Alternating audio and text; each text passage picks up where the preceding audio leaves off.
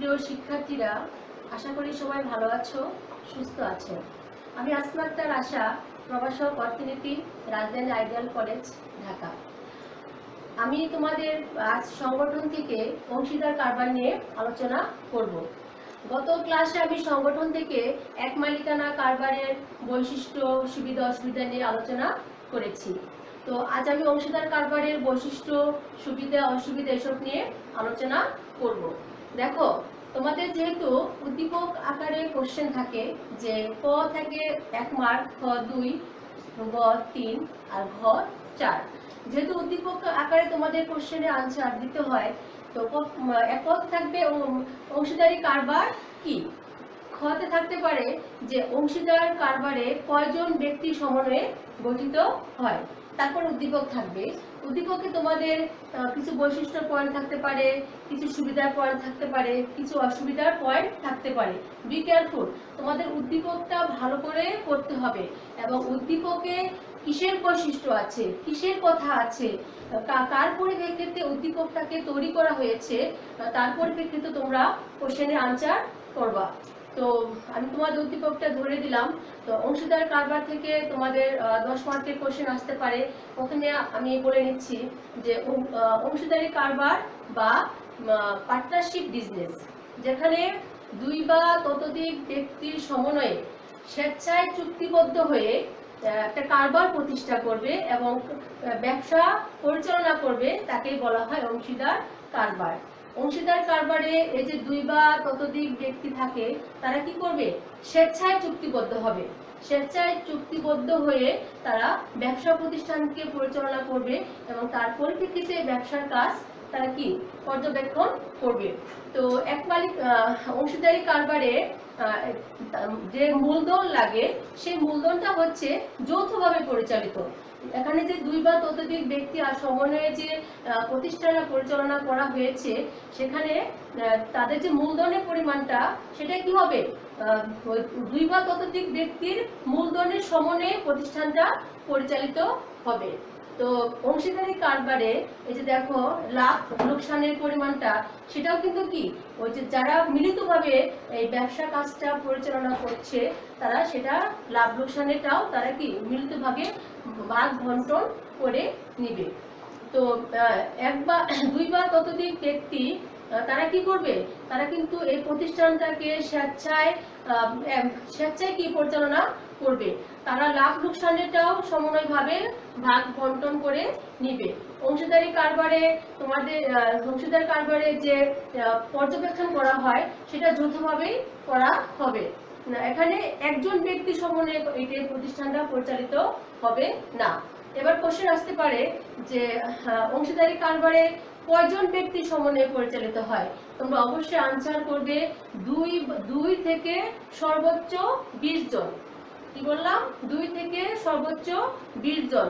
এই 2 থেকে সর্বোচ্চ 20 জনের সমন্বয়ে অংশীদার কারবার পরিচালিত হয়ে থাকে। তো তোমাদের সংগঠন থেকে অংশীদার কারবারটা আসার সম্ভাবনা বেশি থাকে। তো অংশীদার কারবারটা ভালো করে পড়বে যে অংশীদার কারবারটা কি? 2 বা ততোধিক ব্যক্তি স্বেচ্ছায় চুক্তিবদ্ধ হয়ে ব্যবসা কাজ প্রতিষ্ঠা করবে এবং পরিচালনা করবে, তাকে বলা হয় অংশীদার কারবার। আর এখানে 2 থেকে সর্বোচ্চ 20 জন 20 সদস্যের সমন্বয়ে অংশীদার কারবারটা পরিচালিত হবে। তো তোমরা এভাবে জিনিসটাকে পড়ে ফেলবে যে অংশীদার কারবারটা কি, কয়জন ব্যক্তির সমন্বয়ে অংশীদার কারবারটা পরিচালিত হয়েছে। তো এবার আমি তোমাদের আলোচনা করব অংশীদারি কারবারের বৈশিষ্ট্য। মানে অংশীদার কারবারের বৈশিষ্ট্যগুলো কি কি। যখন তোমাদের উদ্দীপকের আলোকে যে অংশীদার কারবারের বৈশিষ্ট্যগুলা আলোচনা করতে হয় কিংবা লিখতে হয়, তখন তোমরা যদি বৈশিষ্ট্যগুলোকে তুলে না ধরে যদি পয়েন্ট ভিত্তি করে প্যারা করে লেখো, সেটাও হবে। আবার কেউ যদি বৈশিষ্ট্য তুলে ধরো, সেটাও হবে, কোনো সমস্যা হবে না। যখন তোমরা বৈশিষ্ট্যগুলো নিয়ে আলোচনা করবে, যদি দেখো 5টা পয়েন্ট আছে কিংবা 6টা পয়েন্ট আছে, 7টা পয়েন্ট আছে, তো 7টা প্যারা করবে কিংবা 8টা প্যারা করবে। যেহেতু তোমাদের 3 মার্কের ঘ, 3 মার্কের, এখানে তোমরা সবসময় চিন্তা করতে হবে যেহেতু আমার এটা 3 মার্কের কোশ্চেন, তো এটা আমি অন্তত বড় জোর না 7 থেকে 8টা প্যারা করব, কিংবা 7 থেকে 8টা বৈশিষ্ট্য দেওয়ার চেষ্টা করব। যদি বৈশিষ্ট্য তোমরা কমও পড়ো কিংবা বৈশিষ্ট্য মাথায় নাও আসে, তারপরে কিন্তু তোমরা কি এই বৈশিষ্ট্যগুলো অবশ্যই তোমরা লিখতে পারবে কিংবা প্যারা করতে পারবে। যেমন ধরো ঝুঁকি বহন, হ্যাঁ একটা প্যারা ধরতে পারো। তো ঝুঁকি বহনটা কিন্তু অন্যভাবে লেখা যায় লাভ লোকসান, কিংবা ক্ষতির সম্মুখীন। এককভাবে বিকল্প কিন্তু কিছু নাম আছে যেগুলো তোমরা সংযুক্ত করতে পারবে। তো এখন আমি তোমাদের অংশীদার কারবারের বৈশিষ্ট্যগুলো পয়েন্টগুলো আগে দেখিয়ে দিচ্ছি, তারপর আমি এগুলো নিয়ে আলোচনা করব। এবার দেখো অংশীদারি কারবারের বৈশিষ্ট্য: যৌথ পরিচালনা, 2 নম্বর হচ্ছে চুক্তি সম্পাদন, 3 নম্বর হচ্ছে অসীম দায়িত্ব, 4 নম্বর হচ্ছে স্থায়িত্ব কম, 5 নম্বর হচ্ছে পারস্পরিক বিশ্বাস ও আস্থা। এবার দেখো আমি তোমাদের বৈশিষ্ট্যর পয়েন্টগুলো দেখিয়ে দিলাম। তো প্রত্যেকটা পয়েন্ট নিয়ে আমি এবার তোমাদের সামনে আলোচনা করব। প্রথম পয়েন্টটা কি ছিল? প্রথম পয়েন্ট ছিল যৌথ পরিচালনা। আমি প্রথমেই সংজ্ঞায় তোমাদের বলে নিয়েছি, 2 বা ততোধিক ব্যক্তির স্বেচ্ছায় চুক্তিবদ্ধ হয়ে যখন ব্যবসাগার পরিচালনা করে তাকে কি বলা হয়? তাকে বলা হয় অংশীদার কারবার। যেহেতু 2 বা ততোধিক ব্যক্তির সমন্বয়ে পরিচালিত হয়, হ্যাঁ, তাহলে এটা কি অংশীদারি কারবার। তার মানে কি যৌথ পরিচালনা। যখন 2 বা ততোধিক ব্যক্তির সমন্বয়ে কোনো কারবার কিংবা কোনো ব্যবসা প্রতিষ্ঠান পরিচালিত হয়, সেটা কি হয়? যৌথ পরিচালনার মাধ্যমে হয়ে থাকে। এবার দেখো চুক্তি সম্পাদন। এখানে কি 2 বা ততোধিক ব্যক্তি স্বেচ্ছায় চুক্তিবদ্ধ হবে। এরা স্বেচ্ছায় চুক্তিবদ্ধ হয়ে, হ্যাঁ, এই যে চুক্তিবদ্ধ হলো 2 বা ততোধিক ব্যক্তি, এই প্রতিষ্ঠানে যত লাভ লোকসান আছে, তোমার যত রকমের ডকুমেন্ট আছে, এখানে কি লিপিবদ্ধ হবে, চুক্তিবদ্ধভাবে লিপিবদ্ধ হবে। যে একটা বাৎসরিক যে তোমার বাজেটটা, হ্যাঁ, একটা ব্যবসার ক্ষেত্রে যে বাৎসরিক বাজেট পেশ হয়, সেটাও কি এটা হচ্ছে কি চুক্তি সম্পাদন করবে, এবং চুক্তি সম্পাদন করে এটা কি করবে? লিপিবদ্ধ করে রাখবে। ব্যবসার সুবিধার্থে ব্যবসা যেহেতু যৌথ পরিচালনা হয়, যৌথ পরিচালনায় যখন কোনো ব্যবসা প্রতিষ্ঠান পরিচালিত হয়, সেটা কি হয়? সেটা চুক্তিবদ্ধ হয়, লিপিবদ্ধ হয়, সেটাকে লিপিবদ্ধ করে রাখা হয়। ব্যবসা প্রতিষ্ঠানে কতটুকু লাভ হলো, কতটুকু ক্ষতি হলো, তারপরে সারা বছরে যে একটা কার্যকলাপগুলো, সেগুলো কি হবে? চুক্তিবদ্ধভাবে লিপিবদ্ধ হয়ে থাকবে। তারপর দেখো অসীম দায়িত্ব। যেহেতু যৌথ পরিচালনায় ব্যবসাটা পরিচালিত হচ্ছে, তখন কি হয়?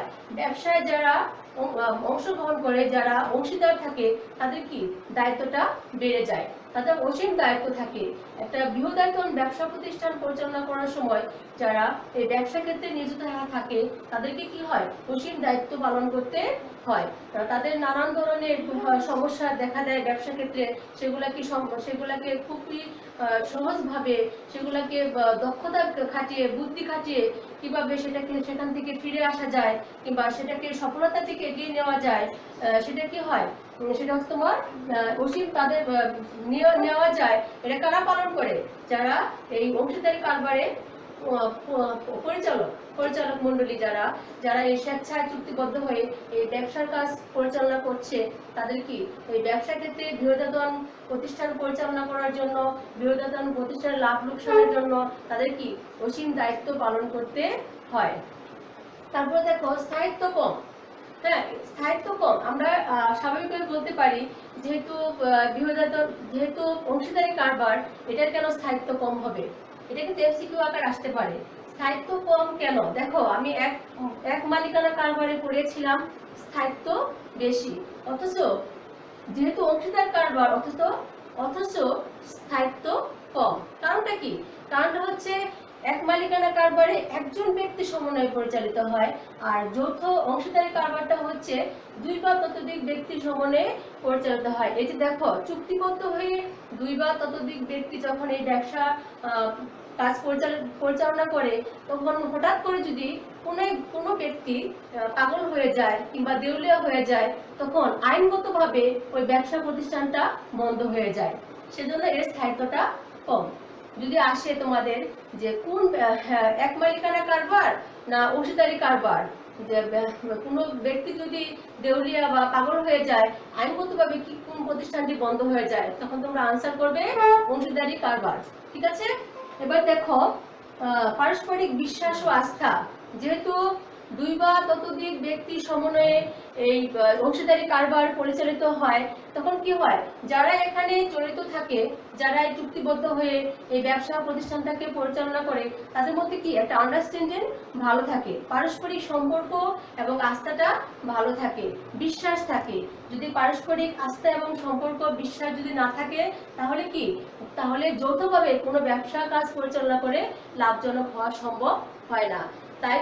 তাই হচ্ছে অংশীদারি কারবারে যে দুই বা ততোধিক ব্যক্তি ব্যবসা প্রতিষ্ঠান পরিচালনা করছে, তাদের মধ্যে আস্থা এবং পারস্পরিক বিশ্বাস খুব বেশি থাকে। তো আমি তোমাদের এই কয়টা পয়েন্ট, ইম্পর্টেন্ট কিছু পয়েন্ট তোমার সামনে তুলে ধরলাম। যদি বৈশিষ্ট্য আসে, এই পয়েন্টগুলো সুন্দর করে তোমরা লিখবে। এবং প্রত্যেকটা কোশ্চেন গ এবং ঘ কোশ্চেনে আনসার দেওয়ার সময় অবশ্যই কি করবে, কোশ্চেনটা শেষ করে লাস্ট ফিনিশিং করবে যে উপরের উদ্দীপকের আলোকে আমি এই কোশ্চেনটি তুলে ধরলাম, কিংবা উপরের উদ্দীপকে এই জিনিসটি তুলে ধরা হয়েছে, যার পরিপ্রেক্ষিতে আমি কোশ্চেনটির আনসার দেওয়া হলো বা শেষ করা হলো। এবার আমি আলোচনা করব অংশীদারি কারবারের সুবিধাগুলো নিয়ে। তো অংশীদারি কারবারের যে সুবিধাগুলো আছে, যে সুবিধার যে পয়েন্টগুলো আছে, তো সেগুলো নিয়ে আমি আলোচনা করার চেষ্টা করব। তোমাদেরকে আমি সহজভাবে বুঝিয়ে দিচ্ছি। তোমরা আমি যে কথাগুলো বলছি সেই কথাগুলো সংযুক্ত করে যদি আরো কিছু নিতে চাও তোমাদের বই থেকে, তোমরা সেটা নিতে পারো। তো আমি তোমাদের সুবিধাগুলো পয়েন্টগুলো আমি দিয়ে দিচ্ছি। যে সুবিধাগুলো খুবই ইম্পর্টেন্ট, আমি সেগুলোই তোমাদেরকে দিচ্ছি। যদি তোমরা চাও যে তোমরা আরো অন্য কিছু সংযুক্ত করবা, তোমরা সেটা করতে পারো। কিন্তু বেশি পয়েন্ট দেওয়ার দরকার নেই, কারণ এই কারণে বলছি যে তোমরা বেশি করে পড়ে রাখবে। পরীক্ষার হলে কিন্তু সবগুলো মনে আসে না। যদি তোমরা বেশি করে পড়ে রাখো, তাহলে কি হয় যে তোমাদের তখন মনে যে কয়টা মনে আসে বেশি কিন্তু মনে আসবে। আর যদি কম পড়ো, তাহলে কি তোমার মনে আসার সম্ভাবনা কম থাকবে। তাই তোমাদেরকে আমার একটা উপদেশ যে যখন পয়েন্ট ভিত্তিক কোনো কোশ্চেন তোমরা পড়বে, যখন কোনো পয়েন্ট ভিত্তিক কোশ্চেন তোমরা দেওয়ার চেষ্টা করবে, তখন তোমরা কি করবে, ওই পয়েন্টগুলো বেশি করে পড়বে। বেশি করে পড়লে কি হয়, পয়েন্টগুলো বেশি করে পড়লে তোমাদের সেগুলো কি হবে, মনে থাকবে, লিখতে সুবিধা হবে। যখন কোনো কিছু চিত্র, যেহেতু ইকোনমিক্স চিত্রভিত্তিক কোশ্চেন বেশি থাকে, যখন তোমরা দেখবে যে কোনো কোশ্চেনে চিত্র নেই, চিত্র ছাড়া কোশ্চেনের আনসার করতে হচ্ছে, তখন তোমরা কি করবে, তখন তোমরা হচ্ছে বেশি করে পয়েন্ট পড়বে।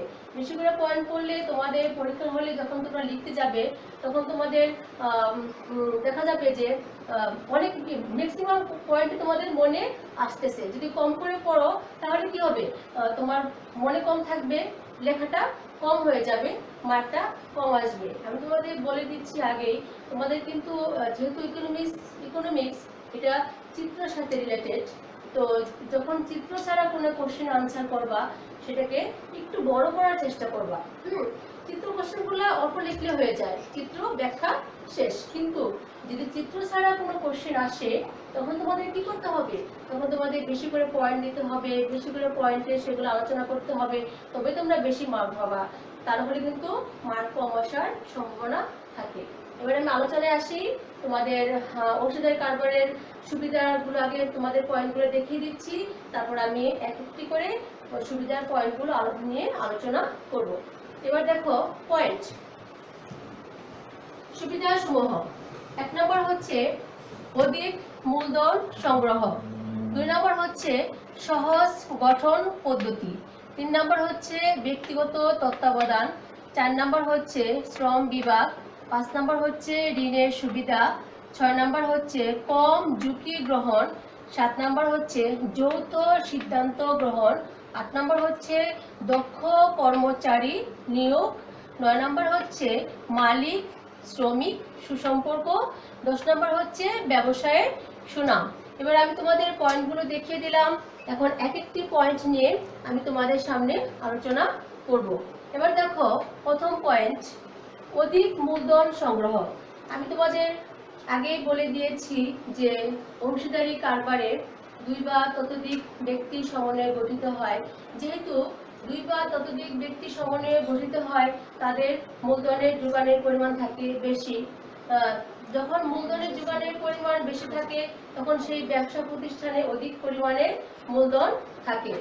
যখন অধিক পরিমাণে কোনো ব্যবসা প্রতিষ্ঠানে মূলধন থাকে, তখন কি হয়, ব্যবসা কাজ পরিচালনা করার সময় এদের কি সুবিধা হয়। হ্যাঁ, তার মানে কি অধিক মূলধন সংগ্রহ, যে যারা যারা চুক্তিবদ্ধ হয়ে ব্যবসা কাজ পরিচালনা করবে, তারা প্রত্যেকেই মূলধনের যোগান দিবে। যখন প্রত্যেকেই মূলধনের যোগান দিবে, তখন মূলধনের পরিমাণ বেশি হবে। মূলধনের পরিমাণ বেশি হলে ব্যবসার কাজ কি ভালোভাবে সুসম্পন্ন করা সম্ভব হবে।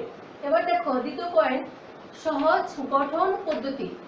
সহজ গঠন পদ্ধতি এই কারণেই বলা হয়েছে যে এখানে অনেকগুলো ব্যক্তি সমন্বয়ে যেহেতু স্বেচ্ছায় চুক্তিবদ্ধ হয়ে অংশীদার কারবার গঠন করা হয়েছে, তখন এখানে আইনত জটিলতা খুব কম থাকে। আইনগত জটিলতা এখানে কম থাকবে, যেহেতু চুক্তিবদ্ধ বা লিপিবদ্ধভাবে এই ব্যবসা কাজ পরিচালনা করা হয়। এরা মৌখিকভাবে চুক্তিবদ্ধ হতে পারে, লিখিতভাবেও চুক্তিবদ্ধ হয়ে ব্যবসার কাজ পরিচালনা করতে পারবে। এবার দেখো 3 নম্বর পয়েন্ট, ব্যক্তিগত তত্ত্বাবধান। ব্যক্তিগত তত্ত্বাবধান এখানে অনেক বেশি প্রখর, কারণ এই কারণেই যে প্রত্যেক ব্যক্তির এই ব্যবসা ক্ষেত্রে লাভ লোকসানটা তারা কিন্তু গ্রহণ করে। ব্যবসা যদি ভালোভাবে পরিচালিত হয়, ব্যবসা যদি ভালোভাবে পরিচালিত হয়ে সুনাম অর্জন করতে পারে, তাহলে যে লাভের পরিমাণটা হচ্ছে, এটা কিন্তু কি হবে, এরা সবাই মিলে ভাগ করে নিতে পারবে। তাই সবাই খুব সোচ্চার থাকে, সবাই খুব প্রখর থাকে যে ব্যবসা প্রতিষ্ঠান ভালোভাবে পরিচালনা হচ্ছে কিনা, ব্যবসা প্রতিষ্ঠান ক্ষেত্রে যে মূলধন দেওয়া হয়েছে সেটা সঠিকভাবে ব্যবহার হচ্ছে কিনা, সঠিক শ্রমিক নিয়োগ করা হচ্ছে কিনা, তো উপকরণ সঠিক পরিমাণে উপকরণ ব্যবহার করা হচ্ছে কিনা, এরা ব্যক্তিগতভাবে তত্ত্বাবধান করে। এরা ব্যক্তিগতভাবে এই কারণে তত্ত্বাবধান করে, কারণ এই ব্যবসা ক্ষেত্রে যে লাভ লোকসানের পরিমাণ হয়, এই লাভ লোকসানের পরিমাণটা কিন্তু কি যারা যারা এই ব্যবসা ক্ষেত্রে চুক্তিবদ্ধ হয়েছে, তারা ভাগ করে নেয়। সেজন্য এরা ব্যক্তিগতভাবে খুব ভালো করে তত্ত্বাবধান করে। এবার দেখো শ্রম বিভাগ। শ্রম বিভাগ খুব ইম্পর্টেন্ট একটা পয়েন্ট। শ্রম বিভাগ, অংশীদারি কারবারে শ্রম বিভাগ প্রবর্তন করা যায়। শ্রম বিভাগ কিভাবে প্রবর্তন করা যায়, এটা কিন্তু একটা খুবই মানে ইম্পর্টেন্ট একটা কোশ্চেন, যে শ্রম বিভাগ কিভাবে প্রবর্তন করা যায়। শ্রম বিভাগ এইভাবেই প্রবর্তন করা যায়, যারা এখানে ব্যবসা ক্ষেত্রে যারা এখানে কাজ করে, কিংবা যারা স্বেচ্ছায় এখানে চুক্তিবদ্ধ হয়, তারা কোন কোন ক্ষেত্রে অভিজ্ঞ, তাদেরকে সেই ক্ষেত্রে নিয়োগ করা হয়। যারা যে বিষয়ে অভিজ্ঞ, তাদেরকে সেই বিষয়ে নিয়োগ দেওয়া হয়। যখন যে ব্যক্তি যেসব বিষয়ে অভিজ্ঞ থাকে, তাদের যদি সেখানে নিয়োগ দেওয়া হয়, তাহলে স্বাভাবিকভাবে কি তাদের কাজের দক্ষতা বেড়ে যায়। তারা মানে নৈপুণ্য দক্ষতা দিয়ে বুদ্ধি খাটিয়ে তারা কি করে ব্যবসার কাজ ভালোভাবে পরিচালিত করতে পারে। এবার দেখো ঋণের সুবিধা। ঋণের সুবিধা, যৌথ অংশীদারি কারবারে ঋণের সুবিধা এই কারণে যে এখানে এরা কি করে, এরা যেহেতু অনেকজন ব্যক্তি মিলে এই ব্যবসা কাজ পরিচালনা করে, তখন তারা কি ব্যাংক থেকে ঋণ নিতে পারে। এই ঋণের সুবিধাটা অংশীদারি কারবারে আছে। এছাড়া এরা যখন চুক্তিবদ্ধভাবে ব্যবসা কাজ পরিচালনা করে, তখন তারা কি করে, একটা ঋণের জামিন মানে সম্পদের পরিমাণ এরা নির্দিষ্ট পরিমাণে নিযুক্ত করে, যে আমাদের যদি কোনো কারণে সমস্যা হয়, কোনো কারণে ব্যবসা ক্ষেত্রে ব্যর্থতা আসে, তখন তারা ওই সম্পদ দিয়ে বা অর্থলগ্নি ব্যাংক থেকে ঋণ নিয়ে এরা ব্যবসা কাজ সুষ্ঠুভাবে সম্পাদন করতে পারে। এবার দেখো কম ঝুঁকি গ্রহণ। অংশীদারি কারবারে কম ঝুঁকি গ্রহণ এই কারণেই যে এখানে যেহেতু অনেকগুলো ব্যক্তি সমন্বয়ে এই ব্যবসা ক্ষেত্রটা পরিচালিত হচ্ছে, তখন কি হয়, তখন একজন একক দিকে দক্ষতা থাকে, মূলধনের পরিমাণ বেশি থাকে, এরা বৃহদায়তন ব্যবসা প্রতিষ্ঠান পরিচালনা করে, সেই কারণে কি হয়, কম ঝুঁকি গ্রহণ থাকে। এই ব্যবসা ক্ষেত্রে ঝুঁকিটার পরিমাণটা কম থাকে, কারণ সবাই দক্ষতা অনুযায়ী এরা কিন্তু যখন দেখো কম ঝুঁকি গ্রহণ এই কারণেই যখন 2 বা ততোধিক ব্যক্তি কিংবা 2 থেকে 20 জন ব্যক্তি যখন একটা ব্যবসার ব্যবসার কাজ পরিচালনা করবে, তারা কিন্তু চিন্তা করবে যে আমি এখানে কিংবা টাকাটা নিয়োগ করব কিনা, মূলধনের যোগানটা দিব কিনা, এটা কি ঝুঁকিপূর্ণ নাকি লাভবান, এটা কিন্তু চিন্তা করবে। যেটা চিন্তা করে এরা ব্যবসা কাজটা পরিচালনা করবে, এ কারণে ঝুঁকি কম। তারপর দেখো যৌথ সিদ্ধান্ত গ্রহণ। যেহেতু অনেকগুলো ব্যক্তি সমন্বয়ে এই ব্যবসা ক্ষেত্রটা পরিচালিত হয়, ব্যবসা ক্ষেত্র পরিচালনা করা হয়, তখন কি হয়? যৌথ সিদ্ধান্ত গ্রহণ। একজন ব্যক্তির সিদ্ধান্তে এই ব্যবসা কাজ পরিচালিত হবে না। যারা যারা চুক্তিবদ্ধ হবে, স্বেচ্ছায় চুক্তিবদ্ধ হবে, তাদের সবার একটা মতামত নেওয়া হয়। সবার মতামতের ভিত্তিতে যৌথ পরিচালনার মাধ্যমে এই ব্যবসাটা পরিচালিত হয়, অংশীদারি কারবারটা পরিচালিত হয়। দক্ষ কর্মচারী নিয়োগ। দক্ষ কর্মচারী নিয়োগ এই কারণে নিয়োগ দেওয়া হয়, যেহেতু এই ব্যবসা প্রতিষ্ঠানে মূলধনের পরিমাণ বেশি, মূলধনের যোগান বেশি, স্বাভাবিকভাবেই ওই ব্যবসার যারা পরিচালনা করে তারা চাবে দক্ষতাপূর্ণ লোক এখানে নিয়োগ দিতে, দক্ষ কর্মচারী নিয়োগ দিতে। তারা স্বাভাবিকভাবে, কারণ এটাই চাবে যে আমি যেহেতু বেশি পরিমাণ মূলধন দিচ্ছি, শ্রমিকদেরকে আমি বেশি পরিমাণ মূলধন দিতে পারবো, তখন তারা কি চাবে? তারা চাবে যে যারা বুদ্ধি কিংবা দক্ষতা খাটিয়ে ব্যবসার কাজ ভালোভাবে সম্পাদন করতে পারবে, তাদেরকেই ওই ব্যবসার যারা মালিক তারা তখন কি করবে? বেশি পরিমাণ মূলধন দিয়ে দক্ষ শ্রমিক নিয়োগ দিবে। এবার দেখো মালিক শ্রমিক সুসম্পর্ক। যৌথ অংশীদারি কারবারে কিংবা অংশীদারি কারবার যেহেতু 2 বা ততোধিক ব্যক্তি সমন্বয়ে গঠিত হয়, তখন কি হয়? যখন শ্রম বিভাগ প্রবর্তন করা হয়, শ্রম বিভাগ প্রবর্তন মানে কি? শ্রম বিভাগ প্রবর্তন মানে হচ্ছে যে কাজে অভিজ্ঞ তাকে সেখানে নিয়োগ দেওয়া হয়, তাকে সেখানে নিয়োগ দেওয়া হবে। সেখানে যেসব শ্রমিক থাকবে তাদের সাথে ওইখানে শ্রমিক এবং মালিকের সুসম্পর্ক বজায় থাকে। শ্রমিক এবং মালিকের সুসম্পর্ক বজায় থাকার ফলে অংশীদারি কারবার ম্যাক্সিমাম টাইম, বেশিরভাগ সময় লাভবান হয়ে থাকে। এবার দেখো ব্যবসায়ের সুনাম। ব্যবসায়ের সুনাম এই কারণে, এখানে 2 বা ততোধিক ব্যক্তি সমন্বয়ে যেহেতু অংশীদার কারবার গঠিত হয়, তখন তারা কি করে? একক কাজে সফলতা অর্জন করে। তখন এখানে বৃহদায়তন আকার উৎপাদন করা হয়, উৎপাদনের যোগানগুলো বিভিন্ন জায়গায় ছড়িয়ে ছিটিয়ে দেওয়া হয়, তখন তাদের কি হয়? ব্যবসাটা একটা পর্যায়ে সুনাম অর্জন করতে পারে। অংশীদারি কারবারে যেহেতু 2 বা ততোধিক ব্যক্তি সমন্বয়ে গঠিত হয়, সেহেতু এখানে কি হবে? ব্যবসায়ের সুনাম অবশ্যই অর্জিত হবে। এখানে লোকসানের চেয়ে লাভের পরিমাণটাই বেশি থাকে। তো আমি এতক্ষণ তোমাদের সামনে অংশীদারি কারবারের সুবিধাগুলো নিয়ে আলোচনা করলাম। এই 10টা পয়েন্ট যদি মুখস্থ করতে পারো, এর বেশি তোমাদের লাগবে না। 10টা পয়েন্ট ভালো করে মুখস্থ করে সুন্দর করে তোমরা এগুলো লিখতে পারবে।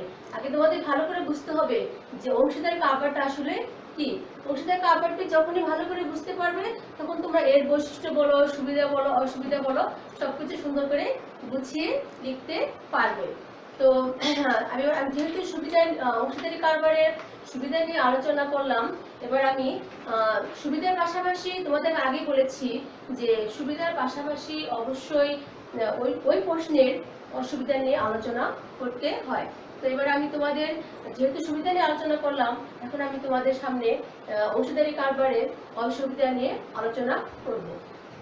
এবার অসুবিধার পয়েন্টগুলো আমি তোমাদের সামনে আগে তুলে ধরবো, তারপরে অংশীদারি কারবারের অসুবিধার পয়েন্টগুলো নিয়ে আমি তোমাদের সামনে আলোচনা করব। যেহেতু অংশীদারি কারবারের সুবিধা আছে, পাশাপাশি অসুবিধা তো অবশ্যই থাকবে। তো অসুবিধার পয়েন্টগুলো আমি তোমাদের আগে তুলে ধরছি, তারপরে আমি এই পয়েন্টগুলো নিয়ে তোমাদের সামনে আলোচনা করব। পয়েন্টগুলো আগে দেখো। অসুবিধার সমূহ। 1 নম্বর অসীম দায়িত্ব। 2 নম্বর হচ্ছে ঝুঁকিপূর্ণ কারবারে অংশগ্রহণ সম্ভব নয়, দ্রুত সিদ্ধান্তের অভাব। 4 নম্বর হচ্ছে মত বিরোধ। 5 নম্বর হচ্ছে স্থায়িত্ব কম। 6 নম্বর হচ্ছে অপর্যাপ্ত মূলধন। 7 নম্বর হচ্ছে অদক্ষ অংশীদার। 8 নম্বর হচ্ছে অংশ হস্তান্তরের অসুবিধা। এবার আমি তোমাদের পয়েন্টগুলো দেখালাম, এখন আমি পয়েন্টগুলো নিয়ে তোমাদের সামনে আলোচনা করব। দেখো প্রথম পয়েন্ট, অসীম দায়িত্ব। এটা অসুবিধা কিভাবে সেটা আমি তোমাদের বুঝিয়ে দিচ্ছি। দেখো, অসীম দায়িত্ব। অসীম দায়িত্বটা হচ্ছে যে যখন দুই বা ততোধিক ব্যক্তি এই অংশীদারি কারবারে অংশগ্রহণ করে, তখন তাদের দায়িত্বটা থাকে অসীম। অসীম দায়িত্ব থাকার ফলে যদি কোনো কারণে এখানে যারা স্বেচ্ছায় চুক্তিবদ্ধ হয়েছে, যদি কোনো কারণে দেউলিয়া হয়ে যায় কিংবা এখান থেকে চলে যায়, হ্যাঁ, এখান থেকে যদি এই অংশীদারি কারবার থেকে যদি কোনো অংশীদার চলে যায়, তখন তখন যারা পাওনাদার আছে তারা কি করবে? আইনগতভাবে যে কোনো কারো কাছ থেকে তারা তাদের টাকাটা আদায় করে নিতে পারবে। সেজন্য এখানে কি বলা হয়েছে? অসীম দায়িত্ব। এজন্য কি হয় যে যারা এখানে স্বেচ্ছায় চুক্তিবদ্ধ হয় তাদেরকে অসীম দায়িত্ব পালন করতে হয়। এটাকে মাথায় রাখতে হবে যে এখানে যখন দুই বা ততোধিক ব্যক্তি স্বেচ্ছায় চুক্তিবদ্ধ হয়ে কারবার পরিচালনা করে, তখন যদি কোনো কারণে এখান থেকে যে কোনো একজন ব্যক্তি চলে যায় কিংবা দুজন ব্যক্তি চলে যায়, তখন যে থাকবে তাকে কি করতে হবে? ওই পাওনাদার তার কাছ থেকে তাদের সমস্ত টাকা আদায় করে নিতে পারবে, সেটা আইনগত ভাবেও পারবে। এজন্যই এখানে এটা হচ্ছে মানে অংশীদারি কারবারের অসুবিধা। অসীম দায়িত্বটাও অসুবিধার মধ্যে পড়ে যাচ্ছে। এবার দেখো, ঝুঁকিপূর্ণ কারবারে অংশগ্রহণ সম্ভব নয়। যেহেতু এখানে দুই বা ততোধিক ব্যক্তি সমন্বয়ে কিংবা 2 থেকে 20 জন ব্যক্তি সমন্বয়ে অংশীদার কারবার গঠন করা হয়, তখন কি হচ্ছে? ঝুঁকিপূর্ণ, এরা সহজেই চাবে না যে কোনো ঝুঁকিপূর্ণ প্রতিষ্ঠানে তাদের মূলধনটাকে নিয়োগ করতে। কারণ এই কারণেই যে অংশীদারি কারবার এক মালিকানা কারবারের চেয়ে বেশি মূলধন নিয়োগ করে, কিন্তু প্রযুক্তির যে বৃহদায়তন প্রতিষ্ঠানগুলো আছে সেখানে তারা অংশগ্রহণ করতে পারে না। সেই কারণেই যে তারা ঝুঁকিপূর্ণ কারবারে অংশগ্রহণ করার সাহস করে না। তারপর দেখো, দ্রুত সিদ্ধান্তের অভাব। যদি কোনো কারণে যে ব্যবসা ক্ষেত্রে যদি অসুবিধা দেখা দেয়, তাহলে কি এদের একটা সিদ্ধান্ত গ্রহণ করার জন্য সবার অনুমতি নিতে হবে। সবার অনুমতি ছাড়া এরা কোনো কাজ করতে পারবে না। সেজন্য এরা তাৎক্ষণিকভাবে ব্যবসা প্রতিষ্ঠানের জন্য এরা সিদ্ধান্ত গ্রহণ করতে পারে না। এই দ্রুত সিদ্ধান্ত গ্রহণটা তারা এটা কি অসুবিধার মধ্যে তখন পড়ে যায়। যে একটা কারবারে ক্ষতি হয়েছে কিংবা কোনো কারণে কারবারে সমস্যা দেখা দিয়েছে, এখানে একজন ব্যক্তি সিদ্ধান্তটা নিতে পারে না, তাকে সিদ্ধান্ত নেওয়ার জন্য সবার অনুমতি নিতে হয়। সেই কারণেই অংশীদারি কারবারে দ্রুত সিদ্ধান্ত গ্রহণ করার জন্য সবার অনুমতির প্রয়োজন হয়, তাই তারা এককভাবে কোনো সিদ্ধান্ত নিতে পারে না। এবার দেখো, মতবিরোধ। যেহেতু এখানে 2 থেকে 20 জন ব্যক্তি সমন্বয়ে এই অংশীদারি কারবারটা গঠিত হয়েছে, যে কোনো কারণে এদের মতের সাথে মত নাও মিলতে পারে। যদি মতের সমস্যা দেখা দেয়, একজনের সাথে আরেকজনের মত না পড়ে, তখন কিন্তু অবশ্যই ব্যবসা ক্ষেত্রে সমস্যা দেখা দিবে। এটাই স্বাভাবিক। যখন এই ব্যবসা ক্ষেত্রে সমস্যা দেখা দিবে, তখন দেখা যাবে যে একজনের সাথে আরেকজনের মতে মিলছে না, তখন ওই ব্যবসা থেকে তারা চলেও যেতে পারে। যদি ব্যবসা থেকে চলে যায়, তাহলে কি হবে? বিশাল আকারের লোকসানের সম্মুখীন হতে হয়। তারপরে দেখো, স্থায়িত্ব কম এই কারণে বলা হয়েছে যে এখানে যদি কোনো কারণে একজন মানে চুক্তিবদ্ধ কোনো মানে অংশীদার কোনো কারণে দেউলিয়া বা পাগল হয়ে যায়, তখন কি হয়? তখন আইনগতভাবে এই ব্যবসা প্রতিষ্ঠানটা বন্ধ হয়ে যেতে পারে। এই কারণে এই ব্যবসা প্রতিষ্ঠানের স্থায়িত্বটা কম। এটা একটা অসুবিধা অংশীদারি কারবারে বলতে পারো। তারপর দেখো, অপর্যাপ্ত মূলধন। দেখো, আমরা কিন্তু বলেছিলাম যেহেতু 2 বা ততোধিক ব্যক্তি সমন্বয়ে এই ব্যবসাটা পরিচালিত হয়, তার মানে এখানে আমি কি বলছি?